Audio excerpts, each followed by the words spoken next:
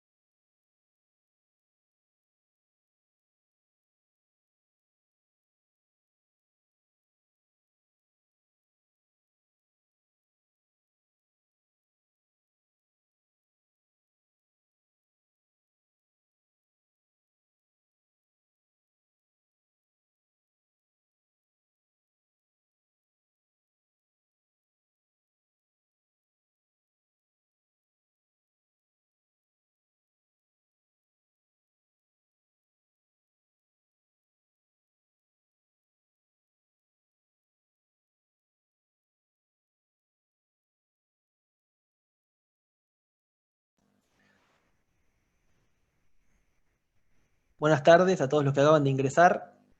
Les pedimos que por favor mantengan sus cámaras apagadas para que puedan tener una mejor conexión y escuchar de forma clara el video y el audio de los disertantes. Gracias.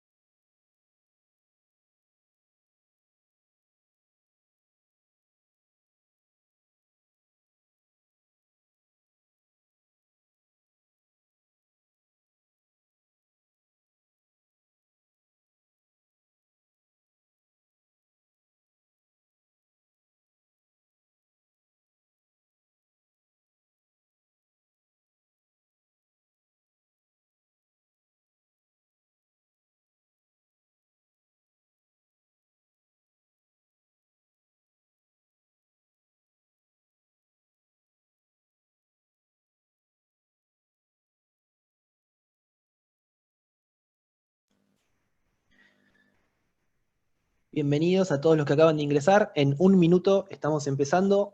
Por favor, todos los que ingresaron recuerden apagar sus cámaras para que puedan escuchar de forma clara a los disertantes. Gracias.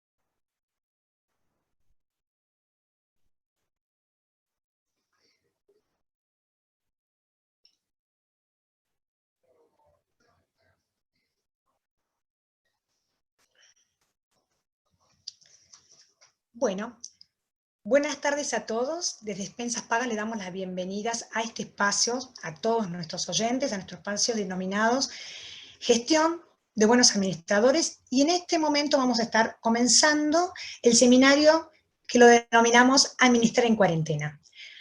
Un poquitito, digamos, de historia, ¿sí?, de nuestra empresa, para que ustedes estén en conocimiento. ¿Cuáles son los objetivos? ¿Sí? Lo que vamos a estar abordando.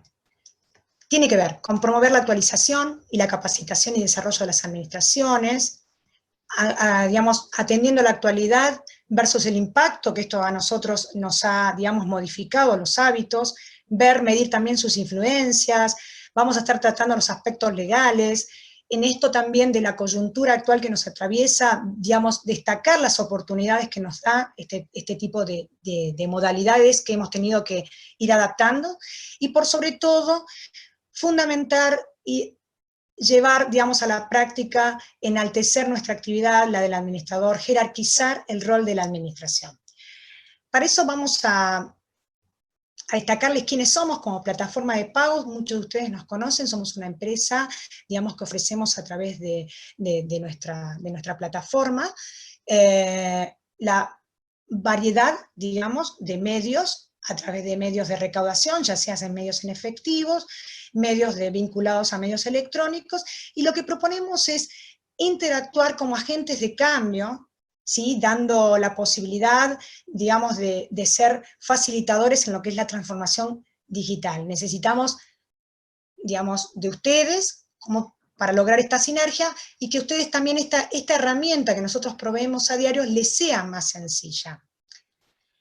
¿Qué es lo que nosotros estamos ofreciendo como plataforma multimedia de cobranzas? Muchos de ustedes ya nos conocen, pero tenemos los medios en efectivo, los que están, digamos, a nivel nacional, en con cada una de las regiones acordamos con los medios más importantes y destacados, como ustedes pueden ver en pantalla, como así también, digamos, atender y enaltecer lo que tanta demanda está teniendo últimamente, que son los medios electrónicos.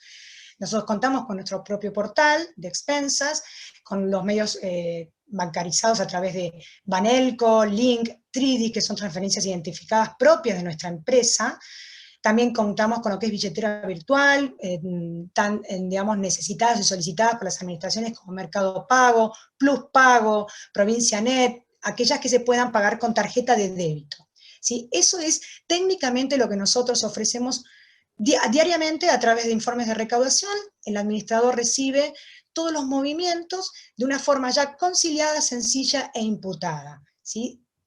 Entonces, es oportuno compartir en este momento cómo ha sido el comportamiento del usuario, pero que ustedes tengan también un concepto de la importancia que desprenden los medios electrónicos. Estamos hablando de un hábito que ha sido modificado, y lo podemos convertir, digamos, en esta pirámide que estamos aquí presenciando, que hemos encontrado que durante los meses de marzo, el mes de marzo y el mes de abril, se ha invertido la usabilidad o la elección de los medios. Por las razones del contexto actual, hemos notado una aceptación y unas mayor transacciones a través de medios electrónicos de un 56% y de un 44% de elección en medios efectivos. Esto es muy importante porque es lo que viene para quedarse, es lo que viene para instalarse, porque ya sabemos que el usuario que encuentra comodidad en un medio electrónico suele continuar con ese hábito, ya que reduce muchísimo sus tiempos. Entonces, para compartir un poquito datos de IT, Technology, que nos habla de la curva de experiencia del usuario, en los últimos 4 años hemos incrementado, llegando a 2020, con 10 millones de usuarios, iniciando con 7 millones de usuarios que eligen comprar de una forma, digamos, virtual, a través de lo que es e-commerce, como también efectuar todas sus transacciones de pagos a través de medios electrónicos. Esto es más que importante e interesante para que ustedes vean cuál es uno de los nichos de su negocio, ¿sí?, de la administración, el poder que tienen los medios electrónicos a la hora de recaudar. Entonces, hay que tener en cuenta el 44% que se ha incrementado en los últimos años el uso, ¿sí?, la importancia que se le da al uso de los medios electrónicos.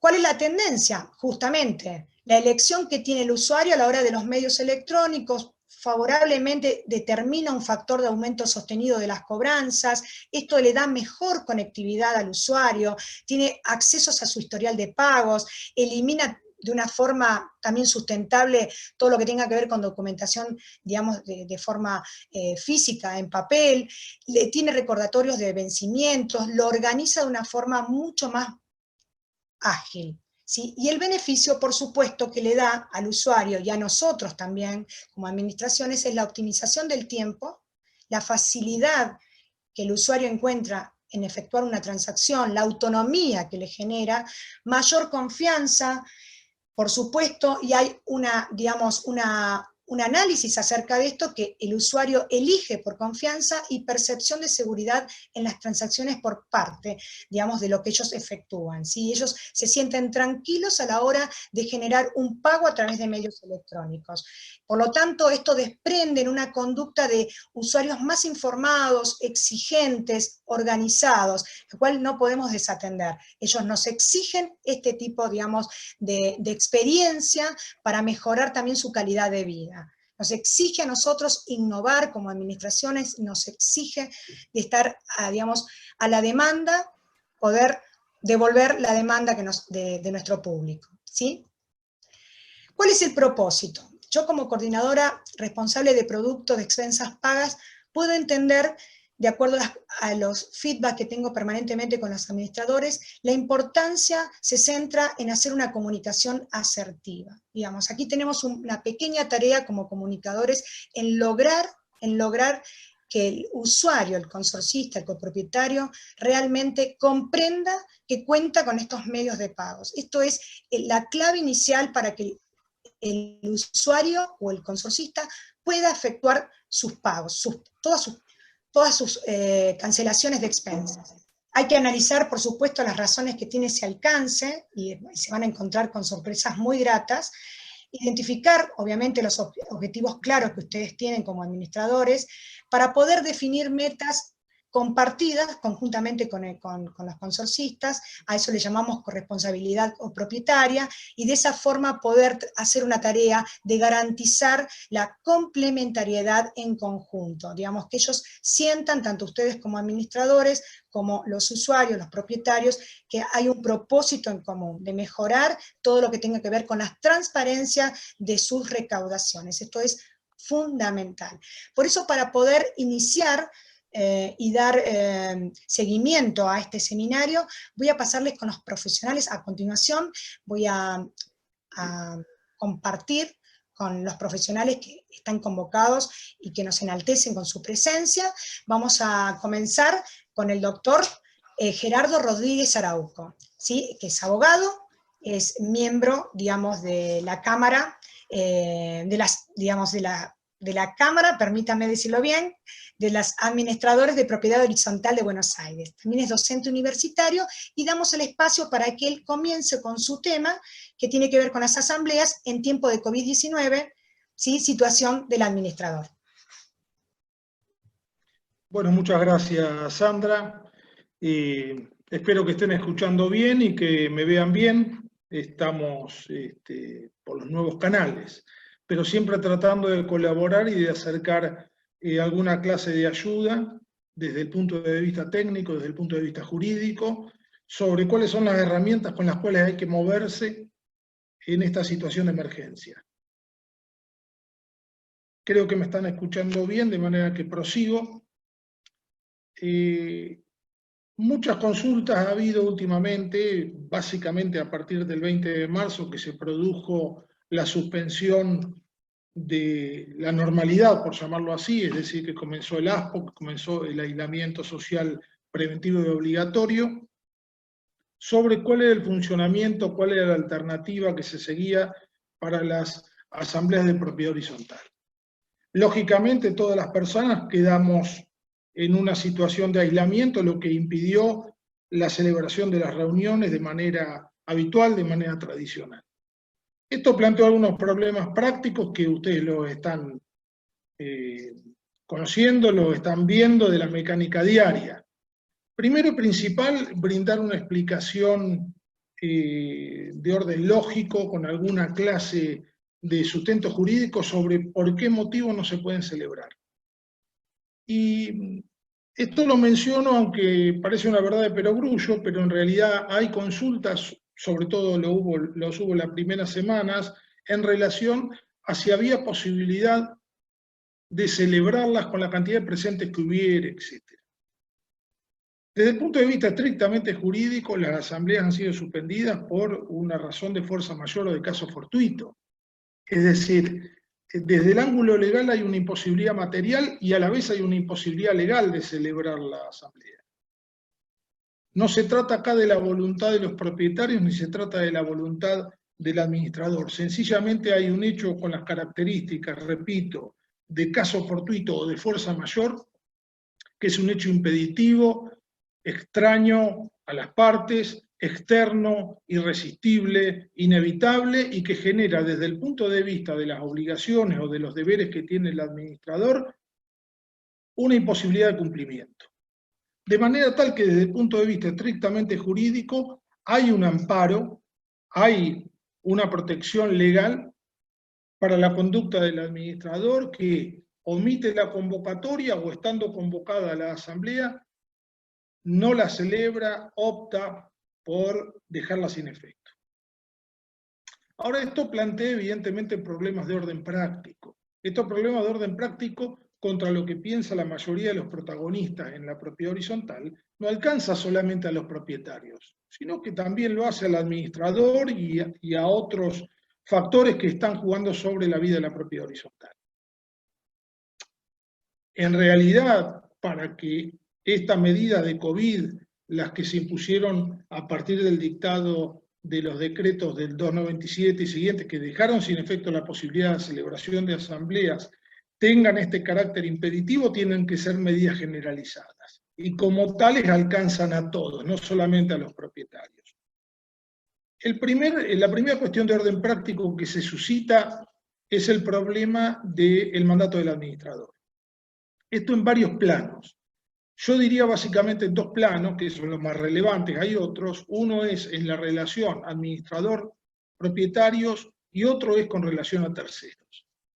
Y lo voy a discriminar así porque jurídicamente podemos establecer estos dos planos, estas dos realidades. Internamente hablando, está claro que en la relación de mandato, y es un mandato bastante atípico, esto yo ya lo he planteado más de una vez, pero en la relación de mandato que une, según el Código Civil y Comercial de la Nación, a los propietarios y a la figura del administrador en tanto órgano ejecutivo de esta persona jurídica consorcio, ese mandato puede ser un mandato sine die, es decir, puede ser un mandato sin un plazo determinado o por plazo.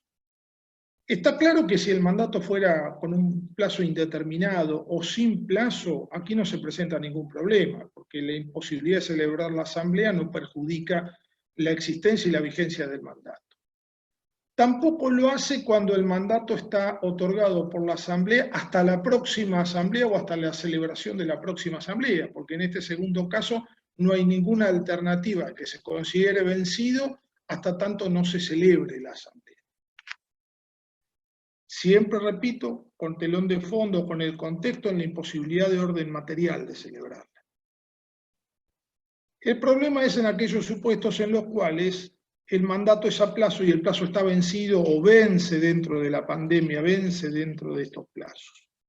En este caso, jurídicamente hablando, hay una continuidad de la relación de mandato. El Código Civil y Comercial de la Nación prevé distintas figuras que no son necesariamente la del mandato tradicional, por ejemplo la del mandato aparente o de hecho, que es una figura en la cual una persona actúa en representación de otra, que es llamado básicamente dueño del negocio, digamos, en su representación y beneficio frente a terceros, aun cuando no tenga un mandato vigente, actúa como gestor de negocios ajenos, y se requiere luego una ratificación normalmente del dueño del negocio, en este caso del consorcio, respecto de lo actuado.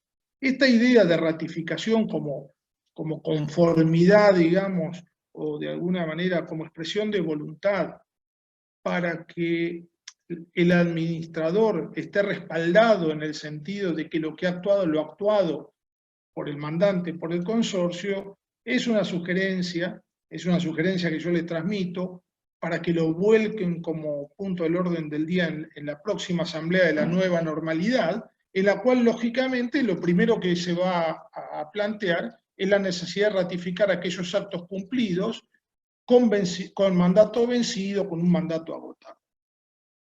Pero repito, las figuras representativas que prevé el Código Civil y Comercial de la Nación exceden a la figura del mandato o a la figura del mandato a plazo. Existe la posibilidad de representaciones de distinto orden que no sean estrictamente con un mandato vigente.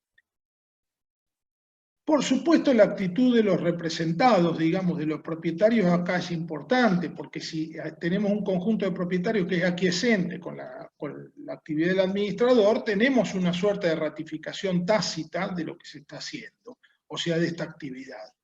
Queda claro que la ratificación de los negocios será expresa o tácita.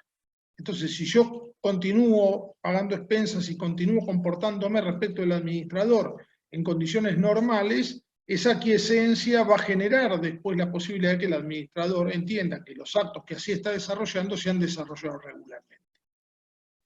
Desde el ángulo de la relación del administrador con terceros, acá ya no nos interesa tanto el mandato, digamos, como vínculo jurídico contractual que lo une con sus administrados, sino su carácter de órgano de una persona jurídica que la ley llama consorcio, que tiene personalidad jurídica propia,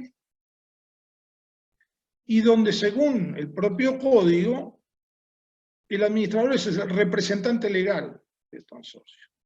Esta figura del representante legal excede la posibilidad, en la mayoría de los asuntos, de que los terceros entren a indagar, a investigar, si realmente ese mandato está vigente, qué características, qué limitaciones tiene.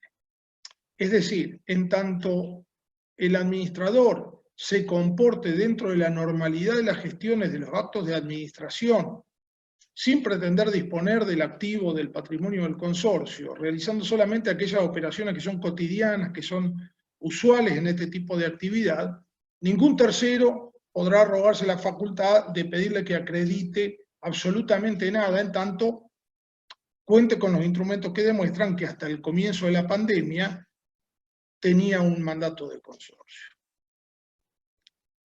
Un tercero muy particular son los bancos, y me refiero especialmente a la actividad del administrador, a la actividad bancaria del administrador, en tanto representante, en la libranza de cheques, etcétera, toda clase de gestiones que estén vinculadas con cuenta corriente de titularidad de los consorcios.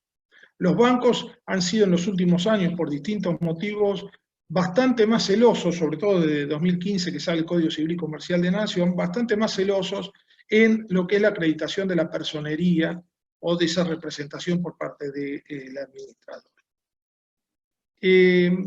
Ahí hay que dividir un poco situaciones. En la capital federal ha habido una disposición por parte de la Dirección de Protección del Consumidor, la disposición 2597, que prorrogó hasta el 31/5 los mandatos. Entonces, al hacerlo así, de alguna manera esto tuvo su eco, o debió haber tenido su eco en el Banco Ciudad y en otras instituciones capitalinas, que debieron tomar nota de esto y de alguna manera no exigir la renovación del mandato en tiempo de COVID. Tenemos noticias que el Banco Ciudad no necesariamente se ha comportado de esa manera, y eso, digamos, vincula la situación con lo que pasa en el resto del país, donde no hay una disposición de esa naturaleza, y donde básicamente los bancos lo que están haciendo es dictando alguna clase de disposición interna en la cual acusan recibo de cuál es la situación general y ablandan un poco el tratamiento de la cuestión, por lo menos mientras dure la pandemia. Pero con un resultado, digamos, variopinto, con un resultado bastante disímil según la institución.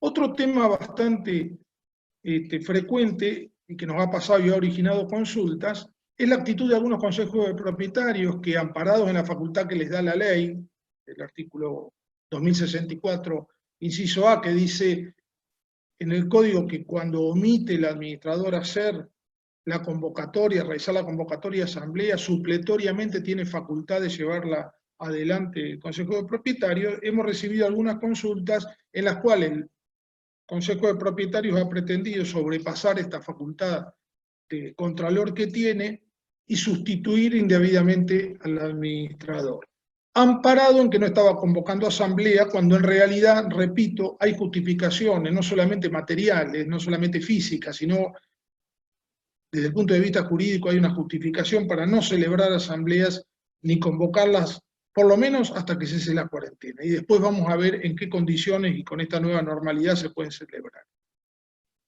Repito, el espíritu del artículo 2064 es que, y para esto lo recalca concretamente el Código, es que el Consejo de Propietarios no sustituye al administrador. Solamente tiene facultades subsidiarias de convocar una asamblea en tanto y cuanto el administrador omita voluntariamente hacerlo. Y esa situación no es la que se da a la fecha. La pregunta que más nos han efectuado es la posibilidad de realizar asambleas de orden virtual. Es decir, realizar asambleas por medios electrónicos, por medios virtuales. Desde el punto de vista estrictamente jurídico, la asamblea virtual no tiene ningún valor legal.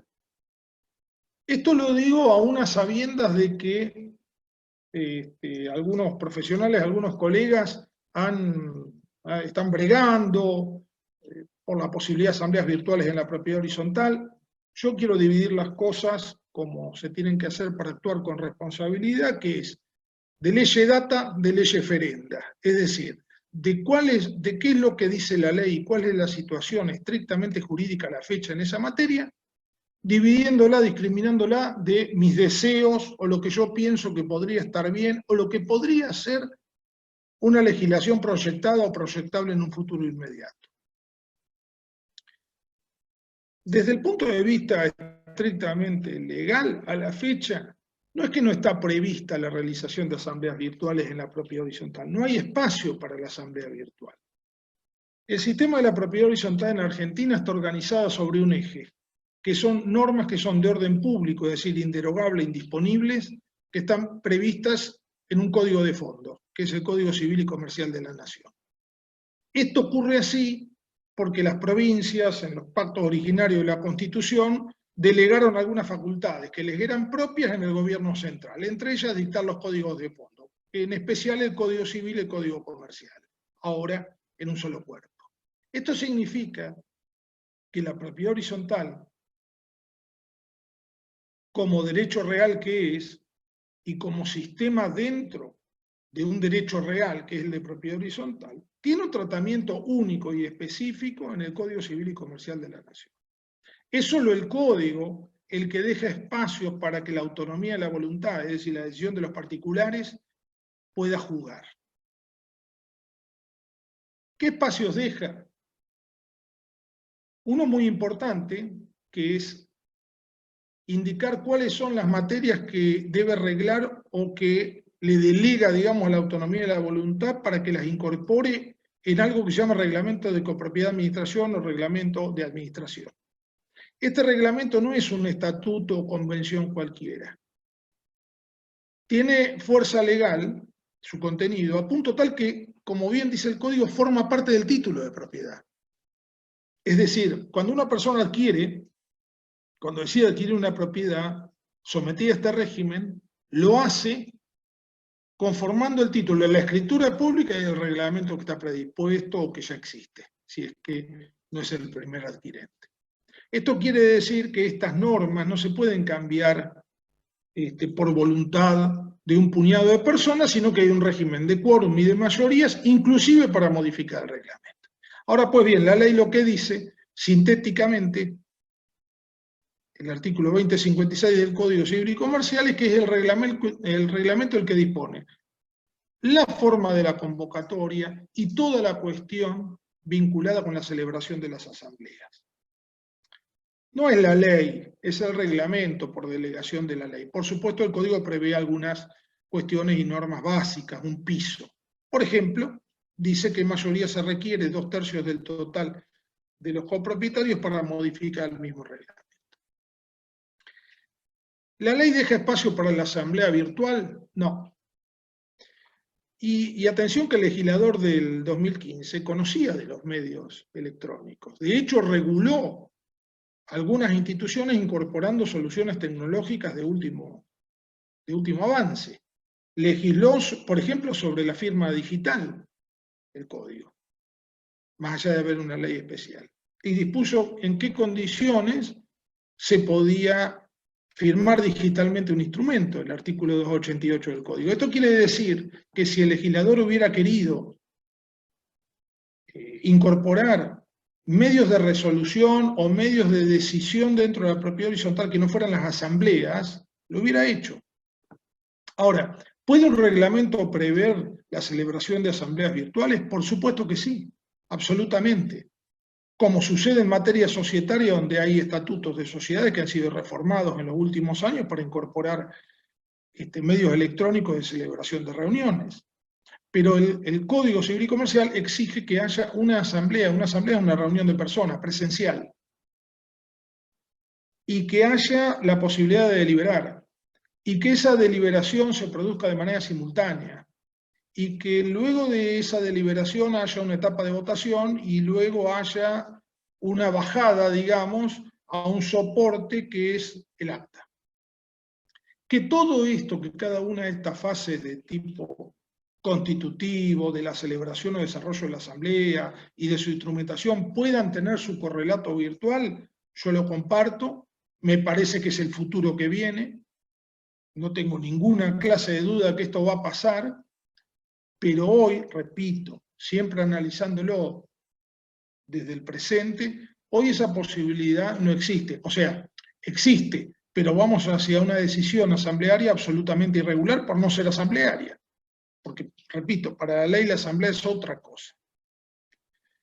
Se mencionan como ejemplos en las últimas semanas algunas disposiciones, por ejemplo, de la Comisión Nacional de Valores en materia de asambleas virtuales de la sociedad. De cualquiera que haya leído algún diario de tirada nacional habrá visto algún edicto, alguna convocatoria, una asamblea de una empresa que cotiza en bolsa, ¿no es cierto?, que establece cuáles son las formas en que se va a desarrollar la intervención virtual de una asamblea que es física o presencial. Agrego esto, la asamblea no es puramente virtual, es física o presencial y se permite la participación virtual. Fíjense que esto queda reducido solamente para aquellas sociedades que tienen estatutos que prevén esta alternativa, porque la propia Comisión Nacional de Valores nos dice que en el supuesto en el cual no esté previsto esto, en la primera reunión donde hay, además de una cantidad de requisitos, ¿no?, en la primera reunión donde hay intervención virtual, hay que votar con las mayorías que se prevean en cada estatuto para la Asamblea Extraordinaria si se va a deliberar virtualmente o no. Puede ser que se resuelva por la negativa y se acabó la asamblea, o por lo menos se acabó la intervención virtual. Hay un protocolo de preinscripción, hay una serie de seguridades que, por supuesto, además de la bajada a soportes seguros, que permitan encriptar todo esto y conservarlo a los fines probatorios y, por supuesto, para el registro. En la Capital Federal, y ya en la propiedad horizontal, hay una disposición del gobierno de la ciudad, la disposición 2597, bastante polémica, que dice, creo que con una dosis de voluntarismo muy importante, que los mandatos están prorrogados hasta el 31/5 y que aquellos consorcios que resuelvan celebrar asambleas virtuales lo van a tener que hacer siendo carga del administrador, convocarlas, aportar los medios tecnológicos para que esto suceda así, garantizar la convocatoria de todos, etc.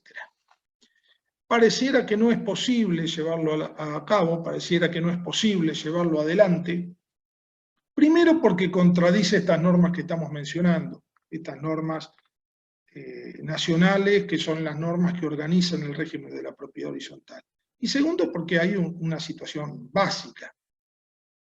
Cualquier convocatoria de este tipo requiere que además el consorcio ya haya incorporado esta forma de deliberación y resolución de conflictos, y que lo haya incorporado a su reglamento.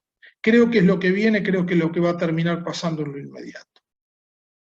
¿Qué alternativas se abren como para ir terminando? Porque la mecánica de estos es después que haya una devolución de parte de ustedes, que ustedes hagan preguntas por medio del chat y se vayan leyendo y podamos interactuar. Evidentemente el código hoy prevé posibilidades de resolución sin llegar a una asamblea virtual. Para que haya asamblea tiene que haber 2 personas. Y digo que tiene que haber 2 personas porque si la idea es que haya deliberación, mínimamente tiene que haber una pluralidad de personas, de 2. La ley prevé la posibilidad de la consulta de las decisiones o de las resoluciones, mejor dicho, de la propuesta de resolución que se adopte en esta especie de protoasamblea de mínimamente 2 personas. Es decir, que habría la posibilidad de reunir 2 propietarios, generar una propuesta y luego circularizarla guardando los plazos del artículo 2060, segundo párrafo, los 15 días para ver si hay oposiciones, adhesiones y de esa compulsa tener por realizada la asamblea con su correspondiente consulta. En los pequeños consorcios, la ley previó la posibilidad de la resolución sin asamblea, sencillamente con la toma de decisión por unanimidad de los propietarios que lo volcarán en un acta y le harán saber al administrador qué clase de resolución se adoptó. Repito, residual, pero en definitiva una forma de resolver sin asamblea. Por supuesto está la autoconvocatoria, pero no tiene ningún sentido plantearla, repito, otra vez por las limitaciones que hay para el tránsito y para la reunión de personas. Los dejo entonces con el otro expositor y la idea es que después haya una devolución y podamos interactuar. Sí. Bien, muchísimas gracias. Le damos a nuestro asesor legal de la Cámara de Administraciones de la Propiedad Horizontal de Buenos Aires, el doctor Gerardo Rodríguez Arauco. Y es oportuno, antes de darle inicio a la disertación de nuestro ponente, el doctor Carlos Florio, de comentarles que al finalizar el seminario vamos a abrir la posibilidad de volcar las preguntas para que ellos puedan evacuar las respuestas de más interés, quedando algunas para posterior y para poder reformularlas de otra forma escrita, ¿sí? Así que le damos la bienvenida al doctor Carlos Florio, quien es también miembro de la Cámara de Administraciones de la Propiedad Horizontal de Buenos Aires, es titular de la Cátedra de Derecho Constitucional de la Universidad de Mar del Plata y es autor de varios artículos como Cómo administrar en quórum de Abelardo Perrot y aún muchos artículos más de su órgano, ¿sí? Así que damos la presentación a la validez, al temario que él presenta como validez legal de las comunicaciones virtuales en tiempos de pandemia. Adelante, doctor Carlos Florio. Bueno, buenas tardes, muchísimas gracias. Vamos a tratar de enfocar la cuestión tomados de lo que terminó de decir el colega y amigo Gerardo. Él nos da un pantallazo muy importante con respecto fundamentalmente a las asambleas, es decir, él toma el foco de la relación del administrador con uno de los órganos de la propiedad horizontal, que es la asamblea. Yo entonces quiero tomar en cuenta la relación que tenemos por 3 vías más. Es decir, el administrador, como uno de los ejes de la propiedad horizontal, tiene también relaciones con 3 vías más, podemos llamarla. En primer lugar, lo tiene con otro órgano de la propiedad horizontal, que es el Consejo de Propietarios. En segundo lugar, también tiene relaciones con los administrados o con los propietarios. Y en tercer lugar, también tiene esta relación con los terceros al consorcio, entre los que podemos encontrar los gremios, los proveedores, etc.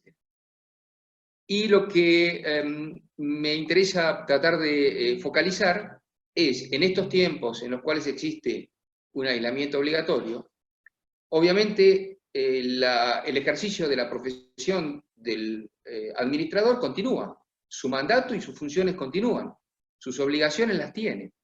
Y para ello es que el administrador realiza actos jurídicos. Yendo un poco a lo jurídico, todo tipo de acto que haga el administrador en ejercicio de su función, de una manera u otra, se constituyen en actos jurídicos.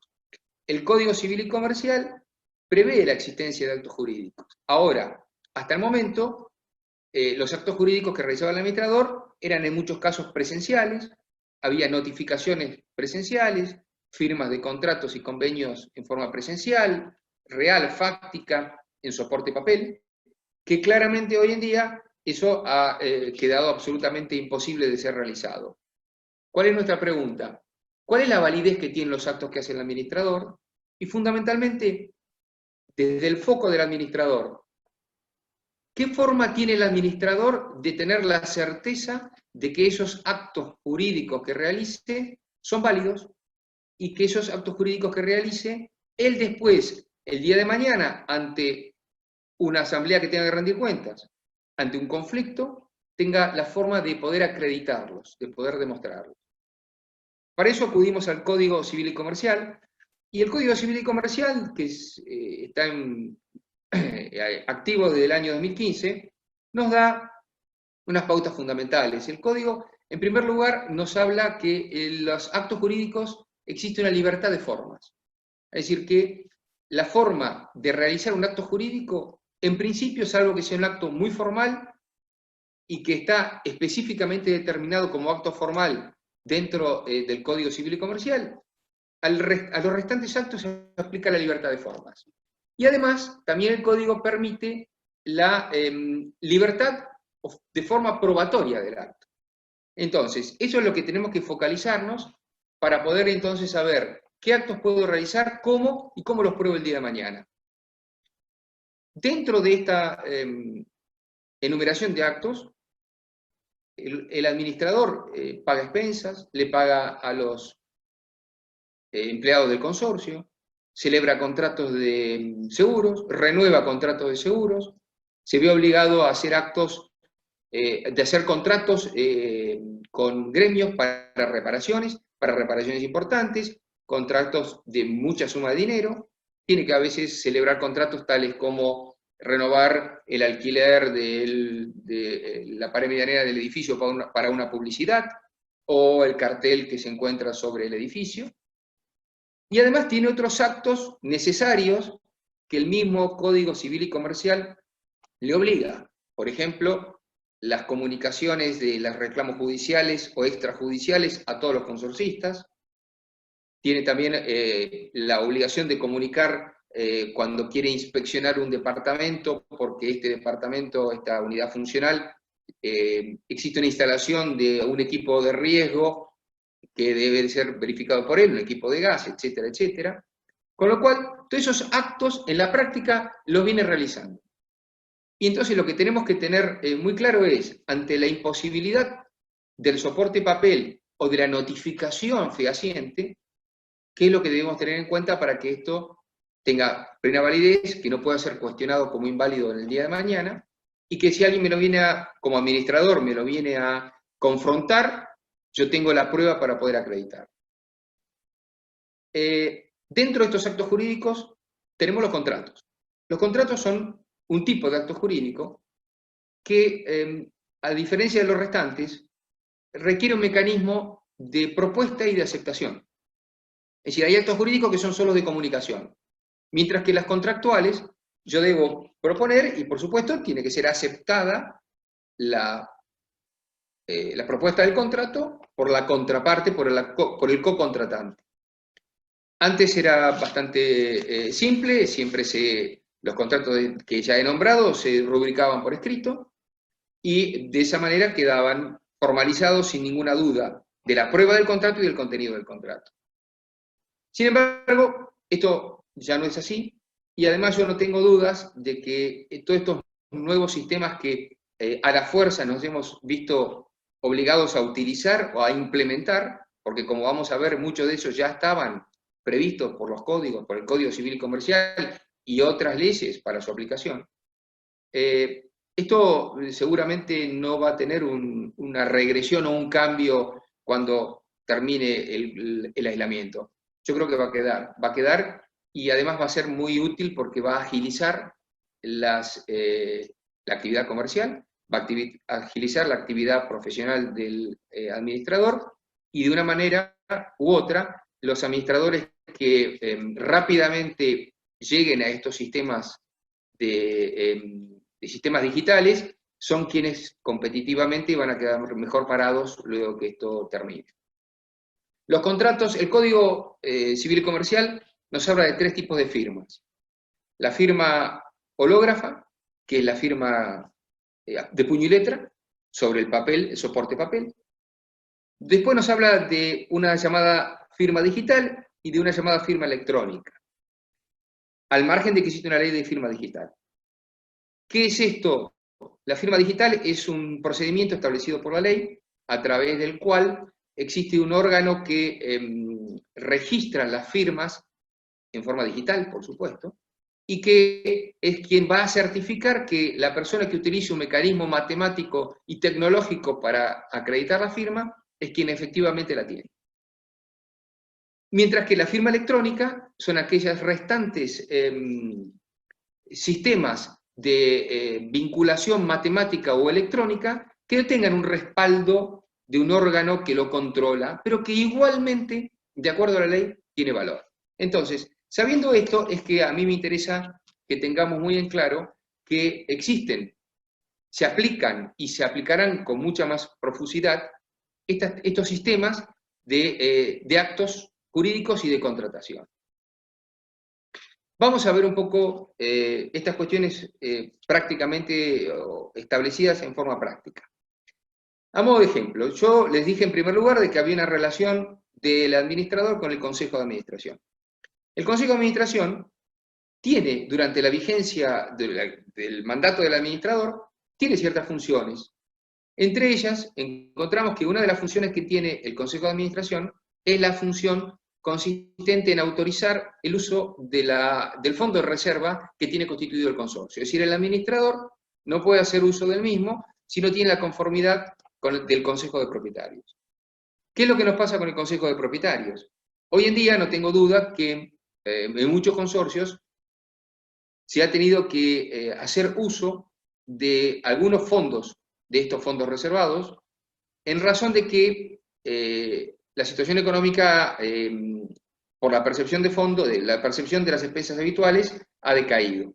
En ese caso, el administrador debe requerir del Consejo de Propietarios, tiene que requerir la conformidad para hacer uso de los fondos. ¿Cómo hace en tiempos de pandemia? ¿Cómo hace cuando no puede el administrador tener contacto? ¿Cómo hace cuando no existen sistemas de notificaciones válidas? Porque el correo tiene altas restricciones, ahora vamos a hablar de eso.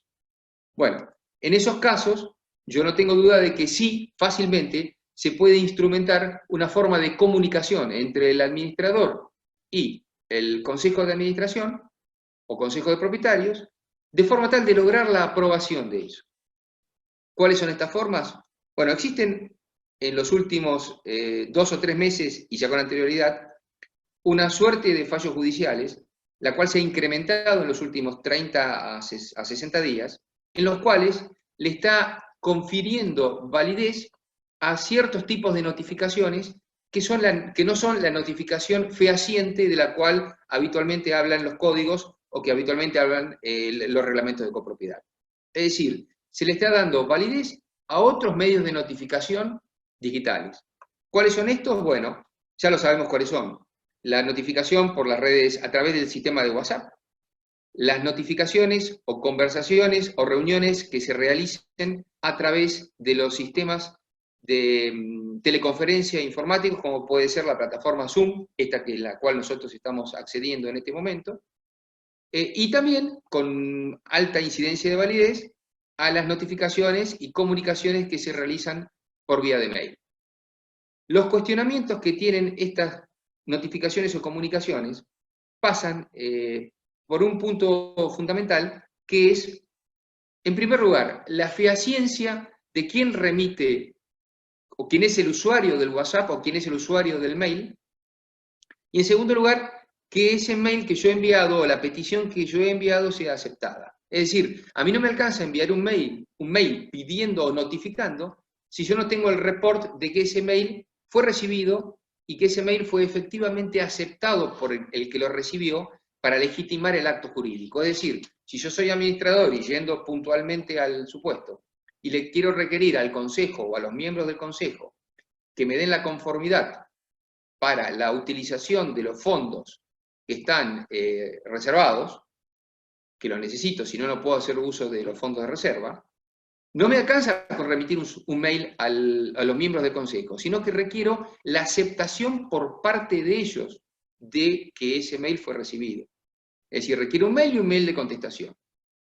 Y quizás no me alcanza con eso, porque sabemos de que los mails pueden ser utilizados o filtrados o hackeados de alguna manera u otra, con lo cual yo como administrador puedo tener la duda que el día de mañana recibo un mail confirmatorio y tengo igualmente un cuestionamiento de que en realidad ese mail no era el mail oficial de la persona a la cual le recibí, no era el que habitualmente tenía contacto conmigo, y me encuentro con una cuestión probatoria importante cuando yo hice un acto jurídico de utilización de fondos del consorcio que puede traer un perjuicio económico para el consorcio y eventual responsabilidad para el administrador.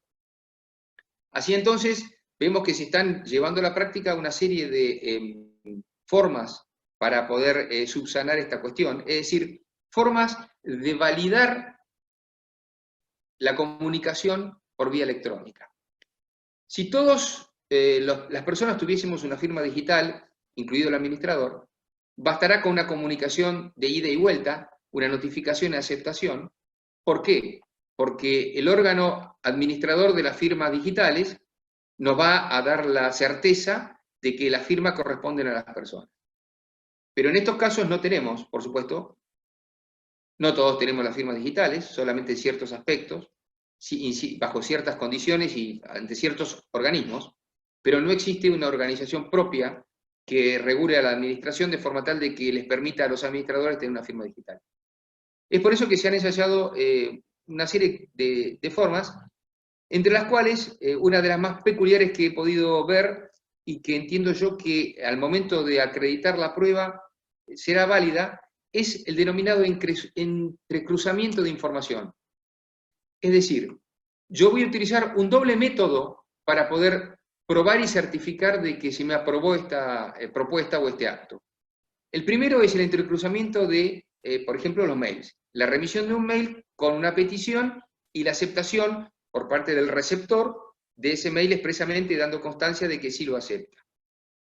Pero se requiere, para mayor certeza y sobre todo cuando hay riesgo económico, un segundo supuesto que lo pueda de alguna manera verificar. Y se está acudiendo a otros medios electrónicos en los cuales sí existe la firma digital. ¿Y cuáles ellos? El banco. Todos sabemos que hoy las cuentas bancarias se utilizan, las transferencias o depósitos o transferencias de las cuentas bancarias se hacen a través de un sistema de firma digital, no es más ni menos que un sistema de firma digital. Es decir, cada persona tiene una autorización de utilización de una firma que se le otorga aleatoriamente a través de un sistema denominado token, la mayoría de los bancos tienen los sistemas token, donde cuando uno va a realizar una comunicación o una transferencia, en el mismo acto y previo a que sea aprobada, se le envía a la persona que está haciendo la transferencia, se le envía un código aleatorio token o un mensaje de texto con un número encriptado, que ese número será el que se volcará en la pantalla y generará la transferencia bancaria. Es decir, existe un método, es un método electrónico para la validez de las transferencias. Lo que se está utilizando es ratificar los actos jurídicos o contratos con medios digitales de transferencias. Es decir, en resumen, yo para pedir una autorización de uso de un fondo, remito los mails al consejo, a los miembros del consejo, los cuales me lo van a contestar. Y les pido que me hagan una transferencia bancaria de un monto meramente no representativo, es decir, 32 pesos con 20 centavos, en el mismo día a la cuenta del consorcio, y yo mismo, una vez recibida la transferencia, remito la misma suma en devolución a la persona que me lo hizo. Es decir, ahí tengo, entonces, la prueba de que hice el método en el cual mandé los mails y los recibí, y por otro lado, tengo la confirmación, haciendo uso de otro medio electrónico que ya está encriptado, que me garantiza de que sí, que efectivamente me están certificando la operación. Quizás suena un poco complicado, pero les vuelvo a decir, llegado el momento en el cual yo tengo que acreditar las notificaciones o las comunicaciones, este es un método de por sí sumamente importante. Y vemos también que en estos días se han modificado y se han dictado resoluciones más que importantes dentro de la facultad que tiene el Poder Ejecutivo con respecto a órganos del Estado, en lo que hace las notificaciones. Hay una resolución que es la 304 del 2020, que respecto al Ente Nacional de Comunicaciones, es decir, al ente que regula a los correos, les ha establecido que durante este periodo en el cual nos encontramos con el aislamiento, todas las comunicaciones que históricamente eran las que nosotros denominamos fehacientes, que era la carta certificada con aviso de retorno, o la carta documento, que debía ser suscripta el aviso de retorno, o el telegrama, que debía recibirse bajo firma, todos esos actualmente quedaron sin efecto. Es decir, que las cartas documentos, los avisos de retorno, hasta las tarjetas de crédito, que antes se enviaban y cuando uno recibía la tarjeta de crédito debía firmar el cupón de recepción que constituía el título propio de la tarjeta de crédito, actualmente, por esta resolución, han quedado sin efecto. Es decir, que se mandan las cartas de documento y no se requiere la firma de recepción. Fíjense ustedes cómo ha avanzado. Y estos son resoluciones que estamos hablando de 30 días.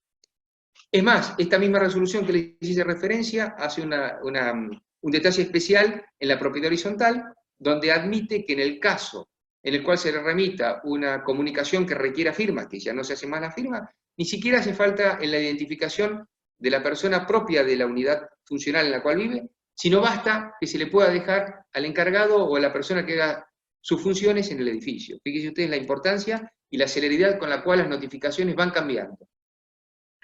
Por otro lado, la IPJ, o sea, la Inspección de Justicia de la Ciudad de Buenos Aires, en la resolución 11 del 2020, autoriza que en los órganos de las personas jurídicas, y descontando las asambleas, que requieren un procedimiento especial establecido por el mismo Código Civil y Comercial, la reunión de los consejos de propietarios no requieren, y como tal, se permite que se realicen por medios informáticos. Esta misma resolución la autoriza a que sean realizados por medios informáticos, con lo cual vemos que claramente está vigente esto.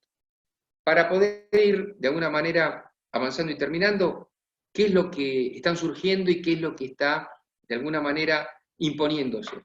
Se está imponiendo entonces las comunicaciones a través de entrecruzamiento de datos para darle validez y confirmación. Y no tengo dudas de que bajo estos procedimientos, en un proceso judicial, se va a tener por válida y por notificada, porque yo creo que el gran conflicto que hoy tiene un administrador es cuando requiere notificar a un consorcista por actos comunes, como los que les dije, la autorización para ingresar en un inmueble para hacer una reparación, que tengo que tener la fehaciencia de que traté de intimarlo y que después no me dio lugar, o quiero verificar la instalación que se está haciendo de gas o de electricidad que pueda ser riesgoso y tengo la facultad y la obligación para realizarlo. En esos casos, los entrecruzamientos de datos de la notificación son plenamente válidos.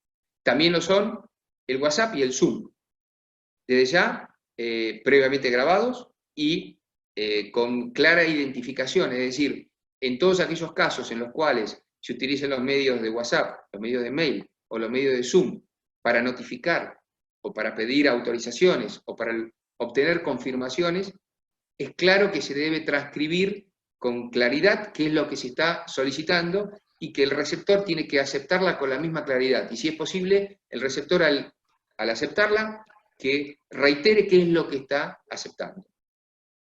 Y desde ya también las plataformas virtuales.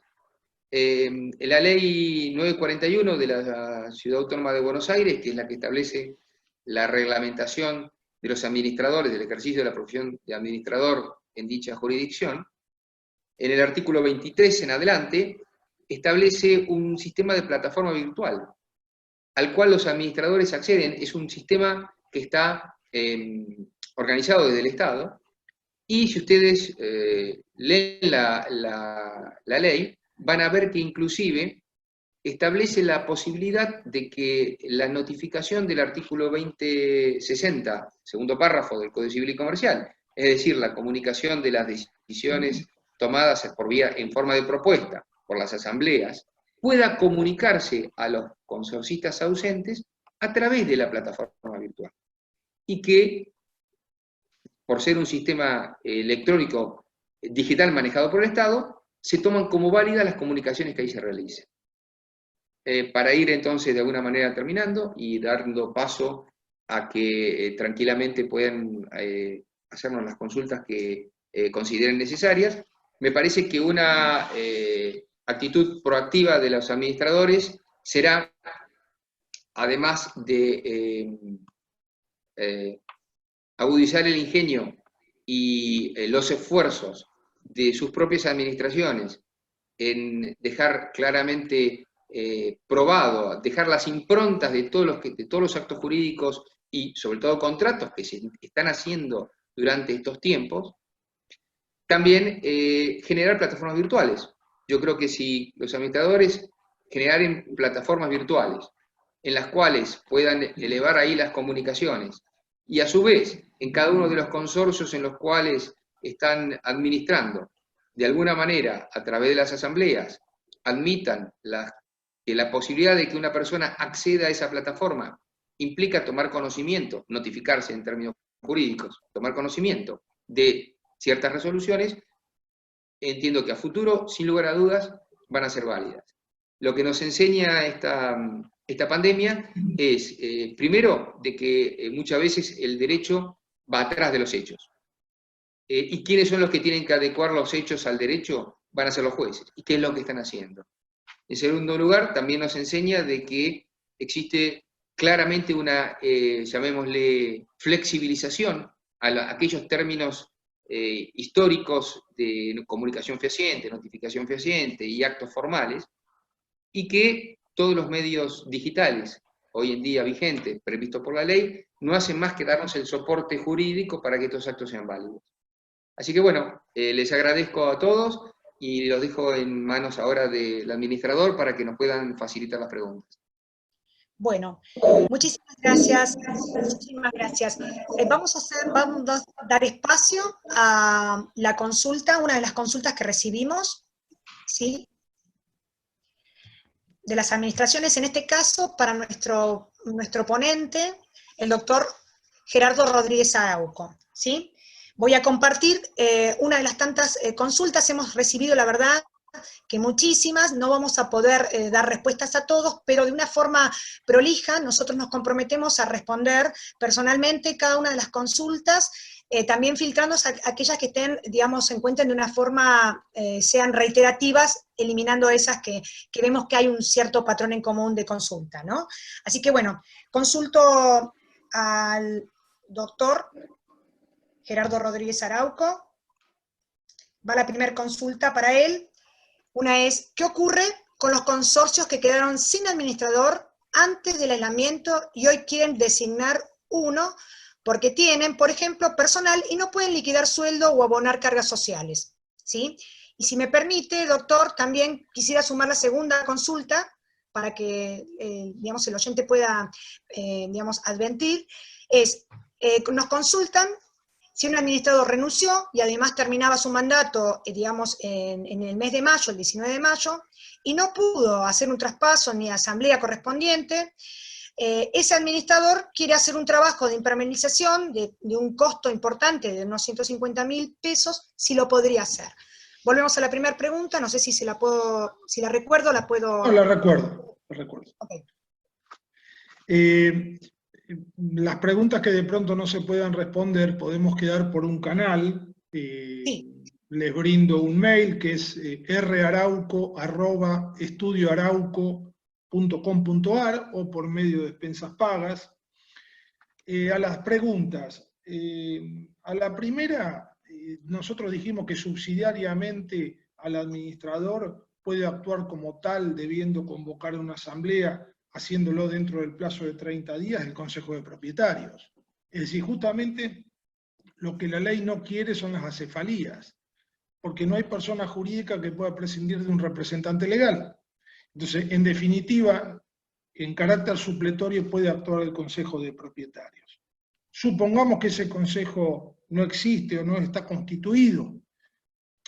Normalmente la vía que se elige la vía judicial, pero no es de utilidad en este caso. Lo que se puede proponer es la realización de una reunión de autoconvocada, buscando labrar un acta, identificando las personas que se han autoconvocado y completar luego esa voluntad así expresada muy básica, muy primitivamente, con adhesiones del resto de los propietarios, que en definitiva lo único que se estaría haciendo acá es eligiendo un administrador. Repito, son situaciones de emergencia con soluciones de emergencia. Luego, con relación al administrador que renuncia y no entrega por el tema de las normas de COVID y el aislamiento, recordemos que cualquier administrador que renuncia o cualquier mandatario que renuncia está obligado a los actos de administración que sean necesarios como para evitar perjuicios al mandante, por más que haya terminado su mandato o renuncia y hasta tanto sea sustituido. Esta es una obligación, digamos, postcontractual que tiene cualquier persona que como mandatario renuncia. Y en cuanto a las facultades, después que renuncie el administrador, solamente puede realizar aquellos actos básicos de gestión sin que no impliquen ninguna erogación o compromiso extraordinario. Esto lo indica, no hay una prohibición legal expresa, pero lo indican las normas del mandato y el deber de obrar de buena fe, que pesa sobre el mandatario. Recordemos que hay una responsabilidad civil postcontractual para el caso de una persona que renuncia y por razones de urgencia o de emergencia debe continuar actuando y genera un compromiso para el mandante o para el consorcio.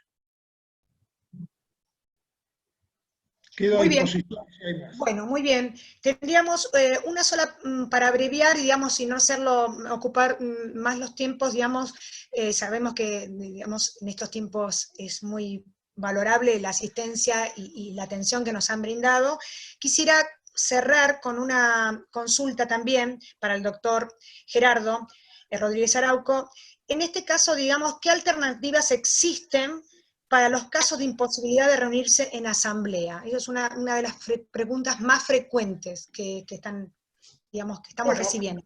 Esto va a depender del formato del edificio.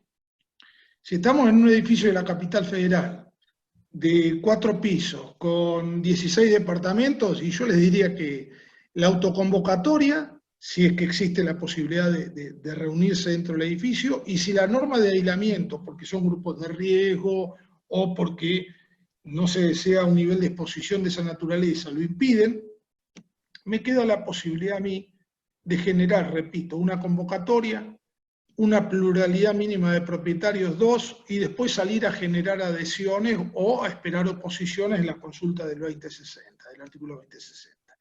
Si hay unanimidad y el conjunto habitacional es pequeño, me queda la alternativa también de labrar un acta y empezar sin asamblea a generar una decisión unánime que es legalmente válida por el solo hecho de su unanimidad, aun cuando no haya una simultaneidad en el sentido de que se van brindando y expresando las voluntades sucesivamente y no de manera simultánea. La ley prevé la posibilidad de decisiones válidas sin asamblea, sin media unanimidad.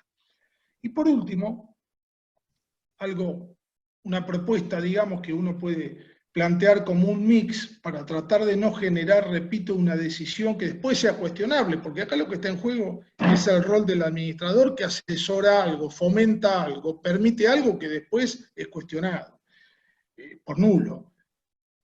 Habría una posibilidad, si fuera una cuestión impostergable, me da la impresión que habría una posibilidad de convocar y que haya un mínimo de participación, como digo acá, una pluralidad de 2 o 3 personas, y a partir de allí, de esa génesis, comenzar a recorrer y a buscar las adhesiones y acá descanso un poco en lo que decía el doctor Florio, que estas adhesiones en tiempo de pandemia van a ser interpretadas, la fehaciencia va a ser interpretada de una manera más elástica que la normalidad. Es decir, cuando el artículo 2060 dice que tienen que ser notificados y oponerse, brindar su oposición o adherirse, siempre haciéndolo de manera fehaciente, acá vamos a ensanchar un poco esto y vamos a generar algún nivel de comunicación para la adhesión o para la oposición, que seguramente será por mail, será por algún medio que nos permita después poder acreditar.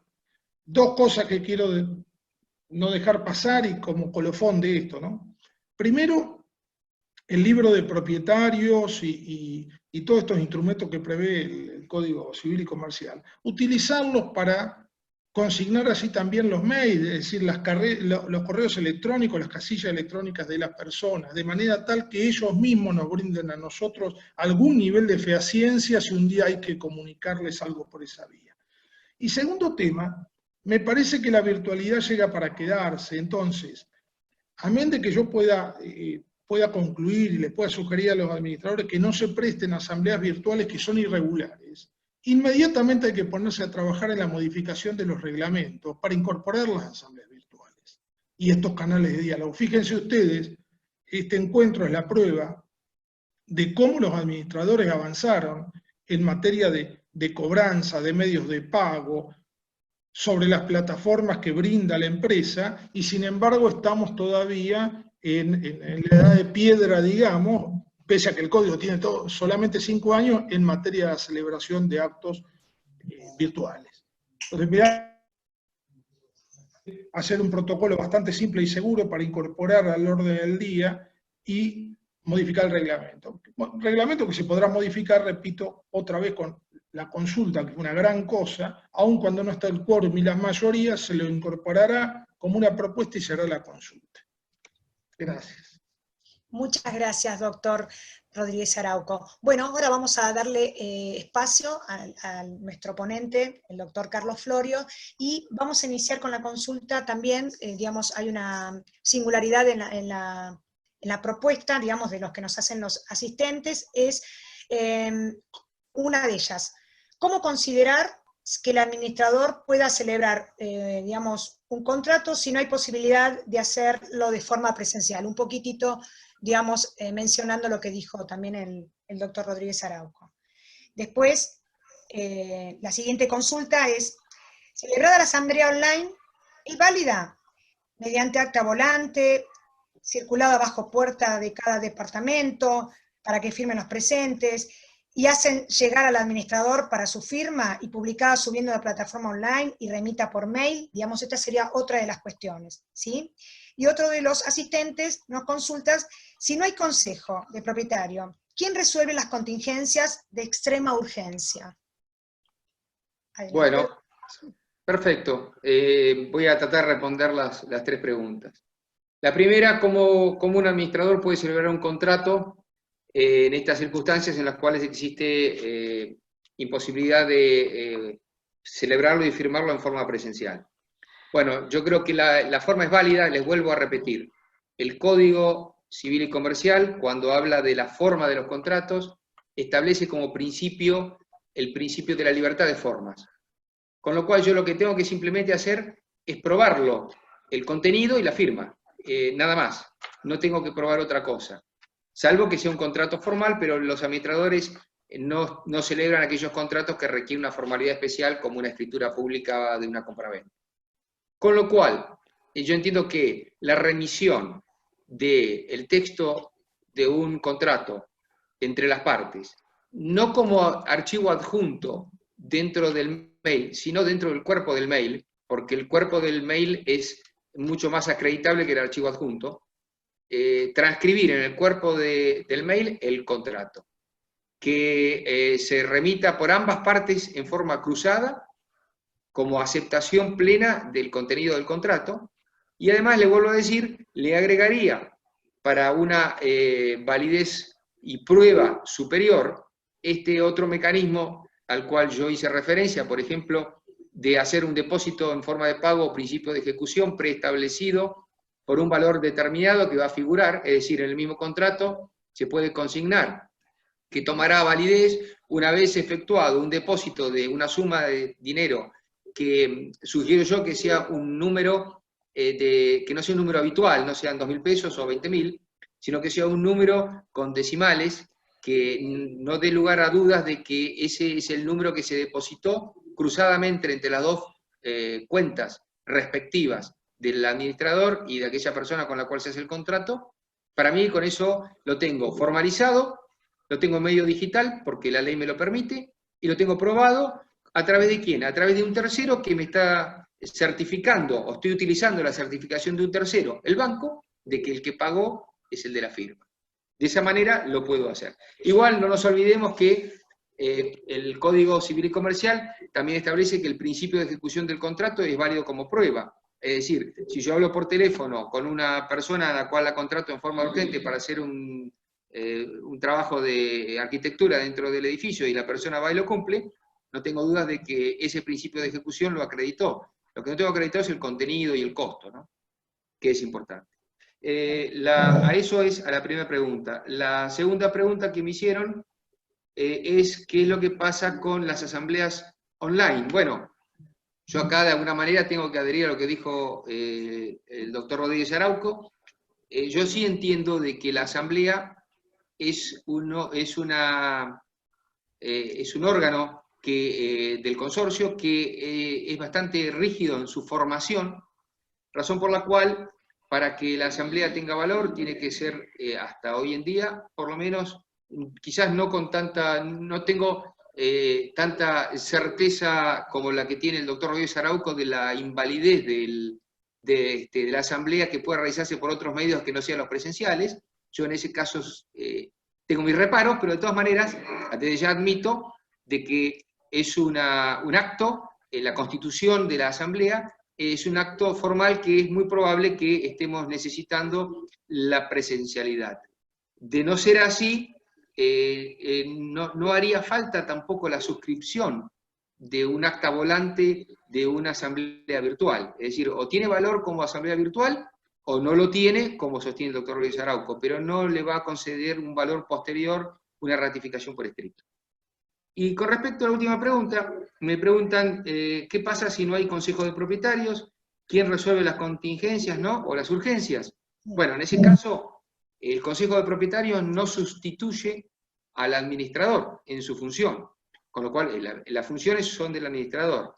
El consejo de propietarios lo que hace es, en ciertos casos puntuales, autorizar uso de reservas, controlar o verificar alguna situación económica con respecto al consorcio, convocar asamblea cuando no lo haga el administrador y ejercer la administración cuando hay vacancia o ausencia de este. Es decir, si no hay consejo, igualmente el administrador desde ya tiene que hacerlo porque es su función, y recordemos que en muchos consorcios no hay consejo, y es más, en muchos que lo había antes no lo hay ahora por las obligaciones que ser parte del consejo les coloca. Sí, es verdad, que le brinda. Bueno, desde ya quería agradecerle a ambos la predisposición, la excelencia de sus ponencias y por supuesto, digamos, dejar abierta la posibilidad de una nueva convocatoria para hacerlo participar a nuestros asistentes y por supuesto agradecer también a la Cámara de la Propiedad, digamos, Horizontal de Buenos Aires y a la Federación que han sido nuestros auspiciantes. Desde ya agradecemos el tiempo de todos ustedes. Muchísimas gracias. ¿Sí? Gracias. Gracias, a disposición. A disposición también. Hasta luego.